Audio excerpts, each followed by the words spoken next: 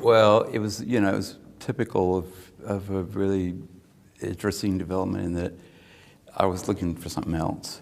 And it was a, like PCR was the possible outcome of a solution to a hypothetical problem that didn't really exist. I mean, I was working on trying to sequence single base pair, think what they call SNPs today, single nucleotide polymorphisms, because those were medically important. And I was trying to do it with oligonucleotides because I ran a lab that made them, and we had really improved the efficiency with which we made them over the 3 or 4 years prior, so that we could make them a lot faster than the company Cetus that I worked for could use them. Okay. I had 7 people working for me, and I was thinking, well, I'm either going to have to cut the staff down to like about 3, because now we got these little automated devices that'll do it, or I'm going to have to increase the demand for oligonucleotides. So I started thinking of what else can you do with them, and I thought that's possible that you can make a rapid clinical assay for single base polymorphisms. And like sickle cell anemia was a good example.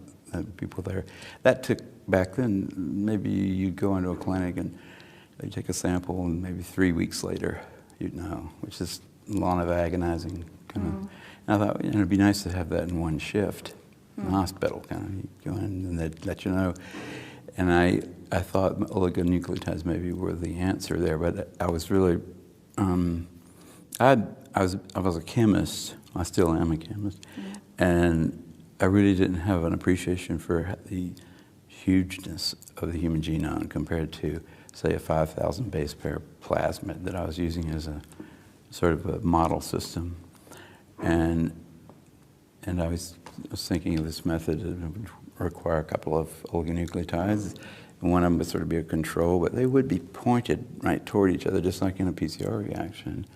And then I was thinking of how am I going to get rid of excess deoxynucleotide triphosphates or something like that. There was a couple of technical problems I was trying to solve, and one of them, the way I decided to solve it was to like run a sort of sham reaction first with the oligonucleotides in place in the sample, and then add my radioactive tracers and stuff and run it again, and because it was going to use up it was just not for the idea at first of like duplicating the signal, but then I realized the side effect of that was going to be that I was going to double the signal if there were enough like deoxynucleotides available. And I was trying to get rid of those if there were any coming in with the sample. But you were out driving. You had this in your head and you were thinking about it constantly, and then you just realized that there was a way. You don't think in the lab